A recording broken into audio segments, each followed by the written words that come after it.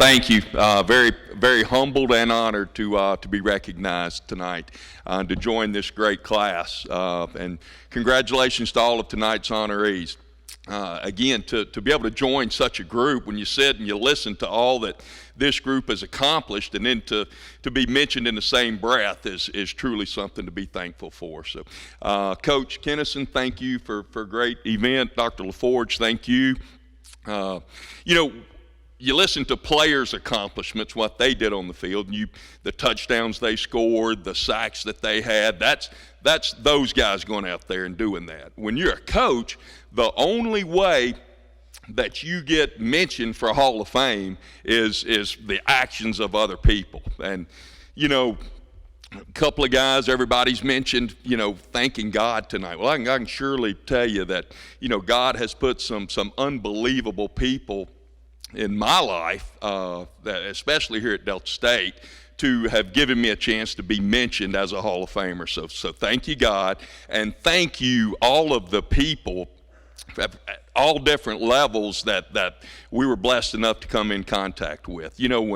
When I first, and it's people whenever you win a national championship, it takes from administration, which when I got here, we had unbelievable Dr. Kent White, Hall of Famer as far as administration. Jim Jordan, great administrator, great athletic director.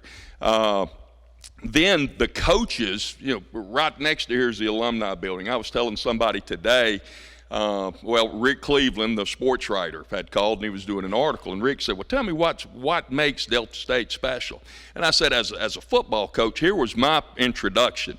We had at the alumni building every Friday morning, Coach Clark, you'll remember this, we'd have that Friday breakfast where the coaches would get up and talk. I get hired as head coach. Here's who spoke first. Coach Mike Kennison got up to speak. Well, they had just won all kinds of championships. Well, next, let's go to Lloyd Clark. Well, Lloyd gets up, and they've won a bunch of national championships. He speaks. Next, let's go to Ronnie Myers. Ronnie gets up, and they've won all kinds of championships in swimming. Next, let's go to Steve Reeves. And Steve had won a ton of basketball games. And then Coach Campbell, day one on the job. The bar was set tremendously high at Delta State across all sports. So, to be able to be a part of something where all of the programs were winning at a high level was, you knew where the bar was set. I first got hired here by a guy named Don Skelton. Learned a tremendous amount from Coach Skelton.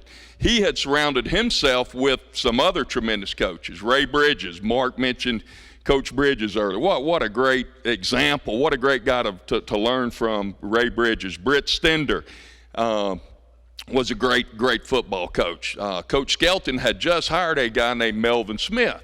Melvin was a great coach here. Melvin went on and coached at Mississippi State, Ole Miss, Texas A&M, Auburn, Alabama. I got to be in an office every day with that guy as a young coach, as a 24, 25-year-old, and learn from Melvin. And you got to be around great coaches like that. We got to move pipes together out on that old practice field. So we got to experience a lot of stuff around a lot of great people.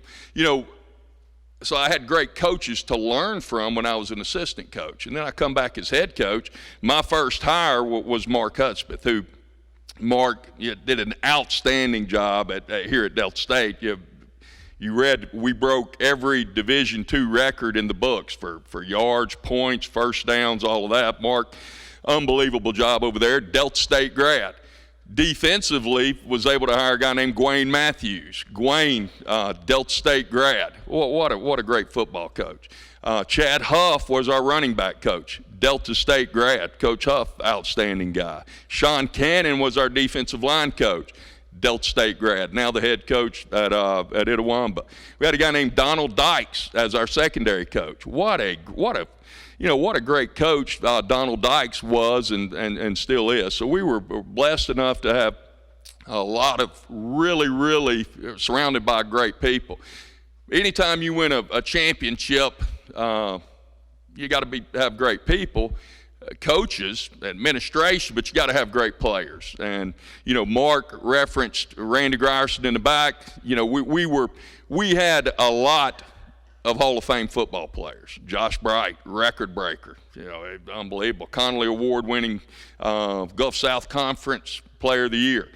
Rico McDonald, all-time leading rusher, unbelievable football player, Rico McDonald. Andre Brown, All-American. Rory Bell, All-American. The guy who set the tempo, the reason we won that championship, we were not more talented than North Dakota State. You wasn't, but we didn't have. We had Josh Bright, we had Rico, we had Andre, we had all those guys. We had a lot of talent.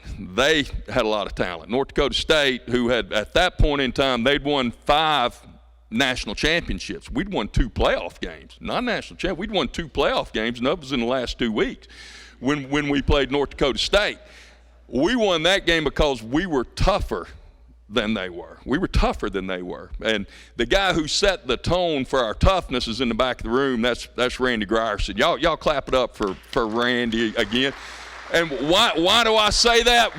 Whenever I got the job here, it's going into that first summer school. Randy comes up and goes, "Coach, can I get my helmet?" I said, "Randy, what do you need your helmet for? It's summer. You can't." He goes, "I'm fixing to go run stadiums." And I go, "You don't need your helmet to run stadiums." He goes, "Coach, the hotter, we know how hot it is in the Delta." He said, "The hotter it is, the better it is." And I'm telling you, when we beat North Dakota State, we ran outside veer 13 plays in a row. Had nothing to do with talent and all that. It was just toughness. And Randy he set the tone for toughness in that. So had unbelievable football players that we were blessed enough to be surrounded with. We asked that group to do 3 things.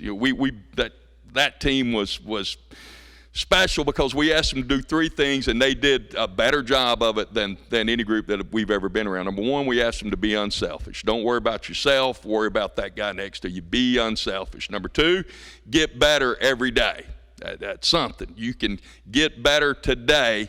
Don't be the same when we leave the practice field as you were when you walked out there on the practice field. That's when you go into the classroom, learn something. When you go into the weight room, put more weight on there. Leave today better than you were yesterday. And 3, do the little things right, whether it be stance, start, your splits, your first step, your contact, your follow through. Do the little things.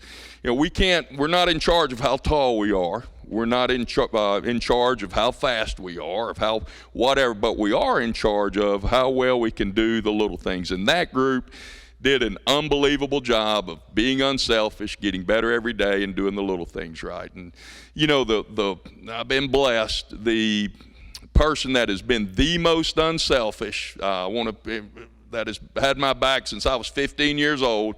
She was my first girlfriend, and to this day she's my wife. I want to thank you, Shelley. Shelley Campbell has been with me. My son Stephen Jr., my daughter Kelsey, and her husband Scott. We took them today to show them where our first place that when we got married, we moved into Hill Apartment. And we drove by there today and showed that the kids were too young to remember Hill Apartment. We drove them by and showed them Hill Apartments today. That's where they first moved in. I'm very thankful for my wife. She's been with us every step of the way. Thank you. Thank you for this induction. What a tremendous honor. And again, to me, it reflects on all of those people, from Coach Skelton to all of them that gave us an opportunity. We're very, very thankful and very blessed. So go Delta State.